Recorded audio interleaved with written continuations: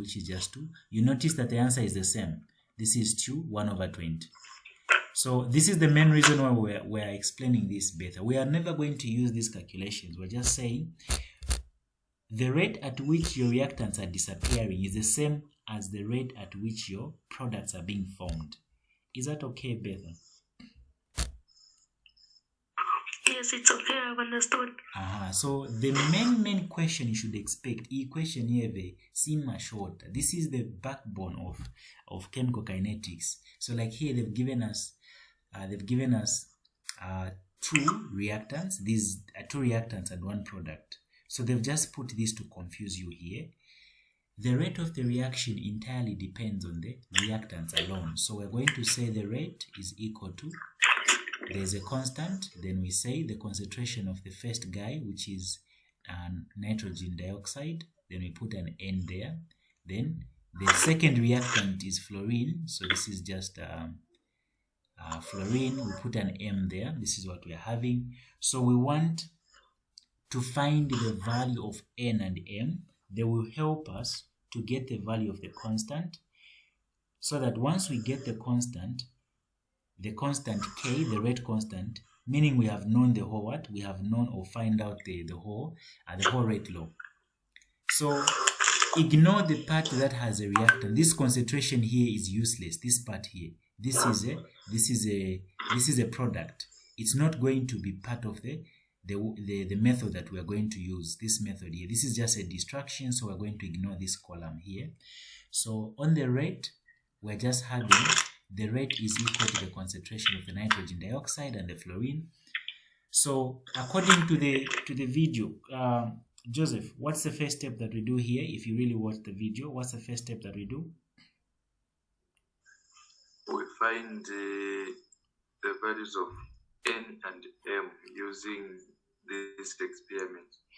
So the first thing we said, we choose 2 experiments. They'll give you a lot of experiments. Mostly it's 4, 5, or 3. Even 3, they can give you 3. So we're saying we'll choose 2 experiments where one concentration is constant and one is changing. So we're going to choose experiment 1 and 2 because the concentration of the fluorine is being kept constant and the concentration of the nitrogen dioxide is what is changing. The reason is that when we do so, the one that is constant or the one that is kept to be the same is going to cancel out. So we're going to, let me just try to redo it here. Let me try to redo it here. Yeah, so example, let me put it in black.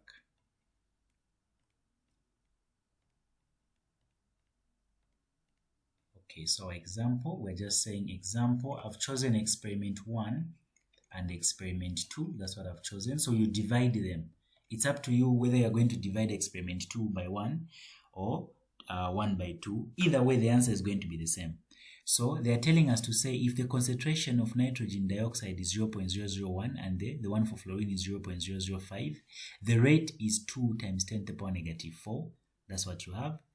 And when they change, when they double the concentration of nitrogen dioxide and keep this guy the same, look at what happens to the rate. It also doubles, right?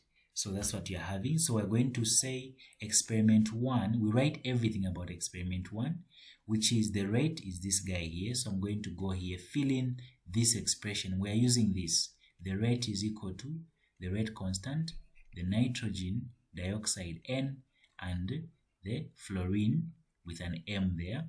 So the rate for experiment 1 is 2.0 by 10 to the power negative 4 is equal to, we don't know K yet. The concentration of this guy is 0.001 to the power N. Then the concentration of fluorine is 0.005 to the power M. Divide everything. So divide everything by experiment 2. Again, experiment 2 has the rate. The rate of experiment 2 is 4.0. It doubled. Negative that. We have K. The concentration was 0.002. N. This is for nitrogen dioxide. Then this was kept constant there. We have something like this. We're just choosing to divide experiment 1 and 2. Is everyone okay here, guys? Any questions up to this point? Please do ask, because this is always going to be a question, especially in the exam. This question never misses. Any questions, guys, here? Is this okay?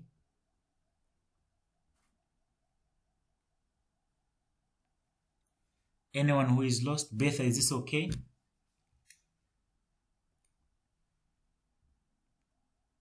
Yes, it's okay. The part that I want to ask, is it possible you can start with experiment 2 or either of the two? Like you start with experiment 2 or a 1 down. You can do it in any way. The answer is going to be the same. You can do experiment 1 over experiment 2. However you decide to do it, the answer is always going to be the same. Okay, sir. So now from here, the K is going to cancel. And also this part here, the one that has MM is going to cancel. Here, if we divide, you should agree with me to say if you divide this, you get 0.5. You divide. So here we have, these are raised to the same power, which is n. So we're having 0.001. You can just put it together like this. And then put the n outside like that. So this is the same as 0.5 is equal to 0.5 to the power n. The power here is 1. So if the bases are the same, meaning the powers are also the same, so our n is actually equal to what? 1. Is everyone okay here, guys? Is there anyone who is lost? Joseph, is this okay?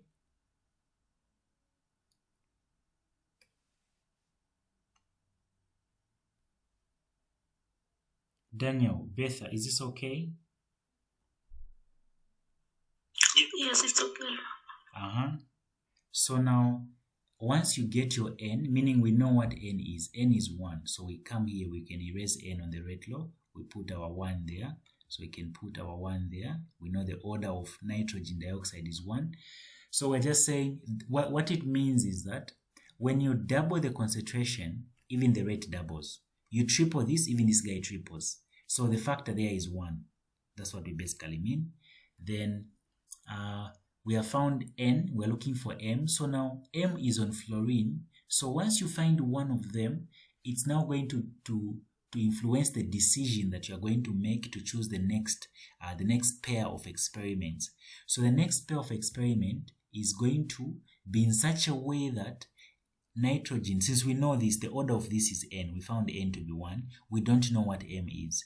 So we have to choose 2 experiments where the concentration of fluorine is changing so that it doesn't cancel out. So I'll choose experiment 2 and 3 because the concentration of nitrogen dioxide that we know is cancelling out because it's the same.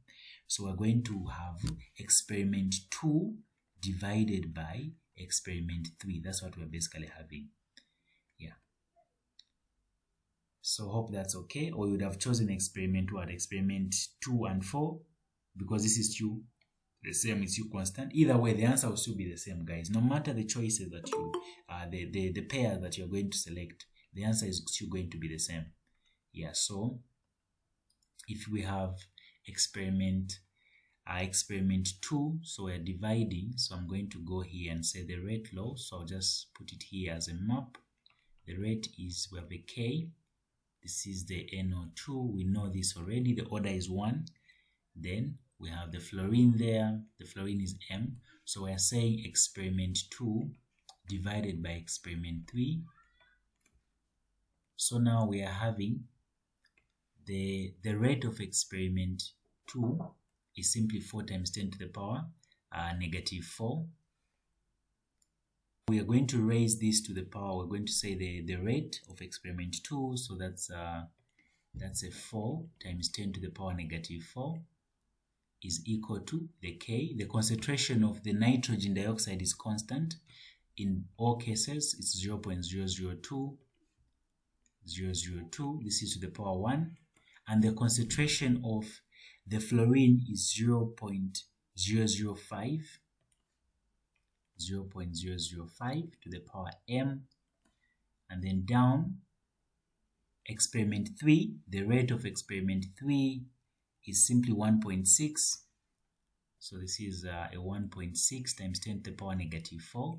Here we have that. The concentration here is the same. Then this concentration is changing.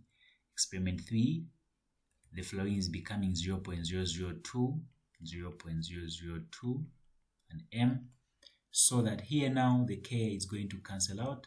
The k cancels, this part cancels. We're just having 4. We're having 4 divided by 1.6, so that's a 4 divided by 1.6. That's 2.5. So here you get a 2.5 is equal to, this cancels. We're having, this is also going to be 2.5 if you divide this. This is the same as 0.005 over 0.002. It's also 2.5. There's an m there. This is a 1. So coincidentally here, m is also 1, meaning that the rate law is just equal to k. This is a 1, and also the fluorine is also a 1. So we have 1 plus 1. So this is a second order reaction, because the summation of the orders is giving us a 2. So this is a second order reaction, meaning the overall order is 2. Yeah, so this is how we get the rate law. This right here is the rate law. This, once you know the value of n and m, you can get anything that you want, including the value of k. So to get k, you can replace using any trial that you want. So choose any trial that you want from this. So you can choose experiment 1 because it's the easiest, as smaller numbers. Yeah, because of the rate here, I think the rate is that. So anything really, the answer is going to be the same. So if you choose the first one, we're saying the rate is given to be 2 times 10 to the power negative 4. This is molarity per second. And it's the only time where you show the units, because we need to know the units of k. So this is 0.001 molarity. There's a 0 there, but it's too insignificant, so no need of putting it. Yeah, there's a 0 here. Yeah, we have that. This is a 1. We have 0.00. There's a 50 molarity. There's a 1. Then here, we simply divide both sides by this. And 0.0050 molarity. Then even this side, the same number. Molarity, then times 0.005 molarity. Everything cancels this side, so your k is just going to be, when you do that here, when you punch this, your k is giving you the answer that is given there in the document. You should be getting, yeah, so you notice that we found the same thing as what they did here. They found this, yeah, meaning the powers here are 1 and 1. That's what they have. Then the rate constant, they are getting a 40, so that's what you should get as well from this calculation here. If you punch this, k should be roughly somewhere like a 39.9. It should be a 40. So this is how we get the rate law of a chemical reaction. Any questions, guys, here? Betha, is this okay? Yes, it's okay. I have a question. Yes.